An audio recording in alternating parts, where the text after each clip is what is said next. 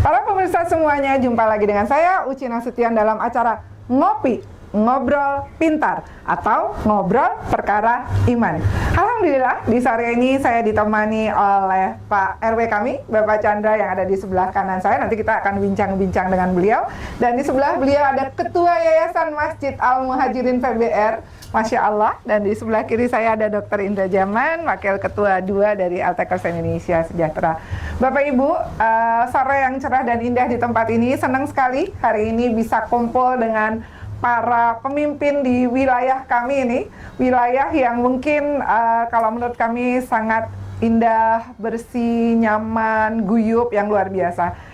Saya sangat mengharapkan sekali bahwa momen ini bisa menginspirasi kita semua, menginspirasi warga Altekers, warga VBR, dan bahkan insya Allah dari VBR untuk Indonesia tentang kondisi masyarakat yang ada di Villa Bintaro Regency. Kita mulai dengan Pak Chandra dulu, boleh Pak Chandra? Ya. Pak Chandra, saya itu warga baru di sini. Dan terus terang kami ini jatuh cinta berjuta rasanya setelah mengenal Masjid Al-Muhajirin yang bersih dan nyaman, lingkungan yang enak, masyarakat yang guyup. Boleh nggak Pak Chandra ceritain sedikit tentang sejarahnya Villa Bintaro Regency ini? Baik, terima kasih Ibu Usi. Mungkin saya perkenalkan dulu, nama saya Chandra Purnama. Saya adalah Ketua RW di lingkungan perumahan Villa Bintaro Regency. Baik, saya akan ceritakan sedikit mengenai sejarah Villa Bintaro Regency ini. Dibangun pada tahun akhir 2003,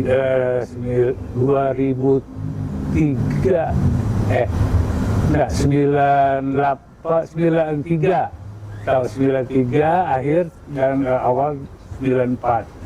Nah, awalnya Villa Bintaro Regency itu memang komplek perumahan yang katakanlah bukan elit-elit banget ya, artinya masih menengah ke bawah. Nah, di mana di Villa Bintaro Regency ini terdapat ada beberapa fasilitas yang mungkin bisa dilihat atau disaksikan. Di sini ada masjid, ada sport center, ada ruko dan lain-lain. Nah, di mana saya menjabat jadi ketua RW untuk yang akhir-akhir ini adalah dari tahun 2022 sampai dengan sekarang mau menjelang akhir dari masa jabatan saya. Nah, dalam perjalanan waktu di dalam Villa Bintaro ini itu ada beberapa bukan kejadian ya. Artinya Villa Bintaro Regency ini terkenal dengan masalah banjir. Jadi dulu itu kita sangat disiksa atau jadi momok buat warga Villa Bintaro ini karena setiap tahun itu kita ditakut-takutin atau kekhawatiran dengan adanya banjir. Itu setiap tahun, ya kan? Nah, begitu saya jadi RW tahun 2022, itu kemudian saya coba berpikir bagaimana saya menjadi RW ini untuk bisa mengatasi masalah banjir di Villa Bintaro Regency ini yang mana pada waktu itu oleh RW yang lama, ya saya tidak menjelekkan RW lama, belum teratasi masalah ini. Makanya untuk itu saya coba terjun, kembali lagi saya jadi ketua RW untuk mengatasi hal itu menjadi. Alhamdulillah, ya Allah memberikan jalan kepada saya sehingga saya mendapat satu bantuan di mana kita meminta bantuan kepada pemerintah Tangerang Selatan dan kemudian pemerintah cepat tanggap sehingga bisa membuat satu gebrakan untuk mengatasi banjir itu dengan cara menurap atau membuat turap yang tinggi dan kokoh di pinggir kali itu, karena memang penyebabnya adalah dari kali itu. Jadi setiap tahun itu kalau banjir selalu ada tembok yang jebol. Nah, itu pangkal utama penyebab kita banjir di situ. Nah, setelah tahun kemarin 2002 atau 2003 itu diadakan pembangunan tanggul sampai mengeluarkan biaya kurang lebih hampir 10 miliar, Bu. Ya kan?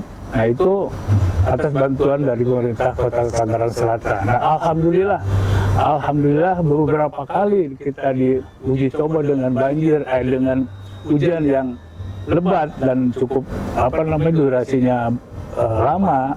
Alhamdulillah sampai terakhir tanggal berapa 3 atau 4 hari lalu itu tidak satu pun rumah yang terkena banjir. Jadi alhamdulillah itu sudah kelihatan keberhasilan daripada pengurus dengan pemerintah Tangerang Selatan untuk mengatasi banjir yang bisa dinikmati tentunya oleh warga Villa Bintang Regency ini. Memang konsep saya awalannya itu adalah bagaimana saya mengatasi banjir tanpa membebani warga. Itu konsepnya, sehingga saya berpikir saya harus minta bantuan kepada pemerintah, dalam hal ini pemerintah Tangerang Selatan. Nah, setelah banjir itu kemudian masih banyak PR-PR yang saya harus kerjakan pada saat itu. Jadi pada waktu itu saya memang start bukan dari nol saja, bahkan dari minus di PBR itu. Seperti ya tadi katakanlah banjir, nomor 1, kemudian kedua masalah kebersihan, kesehatan dulu kotoran anjing di mana-mana, iya kan, sehingga kalau kita jalan atau ke masjid itu banyak ranjau, iya, riskan sekali lah, kira-kira seperti itu. Kemudian buang sampah sembarangan, parkir gitu. Ya, kemudian parkir seenak semaunya lah warga gitu kan, ya bukan pada tempatnya sehingga mengganggu warga yang lain. Kemudian premanisme, kemudian pedagang, ya kan, pedagang yang ya bukan liar ya, artinya pedagang yang menempati tempat yang kurang pantas untuk dilihat atau dinikmati. Nah, itu semua saya coba benahi satu persatu, iya kan, dari mulai katakanlah tadi parkir, saya coba pendekatan kepada warga yang parkir sembarangan, dimohon untuk bisa mengerti kita dalam rangka kita membenahi. Alhamdulillah warga juga paham dan mengerti, sampai sekarang ibu bisa lihat di mana bersih semua dari parkir yang yang tidak pada tempatnya, kira-kira gitu. Kemudian premanisme juga begitu. Dulu kalau kita ngebangun rumah, Bu, itu didatangin sama mereka, diminta ya katakanlah uang palak dan sebagainya. Alhamdulillah sekarang udah nggak ada lagi. Ya kemudian mengenai masalah kebersihan seperti tadi saya bilang kan, mengenai kotoran anjing, terus kemudian kotoran dan warga-warga yang tidak disiplin untuk menjaga kebersihan.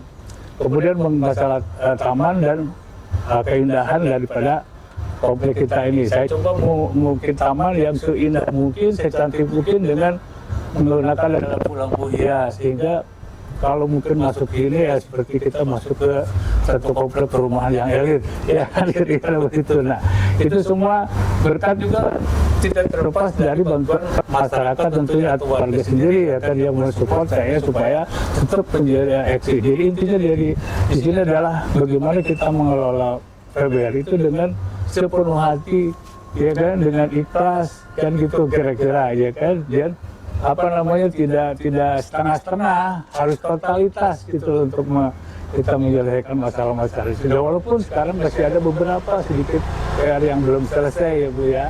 Kira-kira masih ada genangan di jalan. Itu sekarang lagi saya coba benahin, mungkin ada got-got yang tersumbat, atau mungkin kadang-kadang ada warga yang membendung got sendiri karena supaya airnya tidak ke tempat aliran dia. Sebenarnya itu kan nggak boleh, karena itu ada salurannya kan. Nah, hal-hal demikianlah mungkin yang bisa saya sementara ya saya sampaikan. Ya nanti mungkin Bu Usi bisa tanya lagi yang untuk selanjutnya. Kira-kira demikian Bu Usi. Ya. Baik teman-teman, kita sudah dengar satu inspirasi saat ini ya. Jadi waktu saya pertama kali pindah ke sini nih, izin sharing saja. Ada masyarakat yang bilang sama saya, sudah dibayar apa belum itu? Karena di sana tuh banjirnya nggak tanggung-tanggung. Tapi Masya Allah, kedatangan kami ke tempat ini ternyata sudah hampir 2 tahun ini ya Pak. Tidak ada banjir di tempat ini, lingkungan tertata rapi. Bahkan anak-anak kami tuh sampai bilang, Bunda itu mau masuknya seperti ke resort, bukan kayak ke perumahan gitu ya, karena tertata dengan rapi, nyaman. Bahkan setiap pagi kalau kami menuju ke masjid dengan suami, dengan Dokter Indra, kita selalu bilang bahwa Masya Allah, kita seperti berada di surga kecil nih, karena lingkungan yang bersih, yang rapi. Mungkin kalau negara yang rapi bersih itu Jepang gitu ya Pak ya, harus pergi ke Jepang lihat bersih rapi. Tapi insya Allah di blok saya sini sudah mewakili, nggak usah jauh-jauh ke Jepang, bersih dan rapi. Baik, terima kasih Pak Chandra, inspirasi dari seorang RW yang melakukan semuanya dengan ketulusan, sehingga hingga 10 miliar untuk pembangunan turap dengan kerjasama yang baik ternyata bisa dilakukan dengan pemerintah kota ya Bapak ya, dan membuat lingkungan ini menjadi sebuah resort kecil yang indah juga berkat kerjasama dari para warga.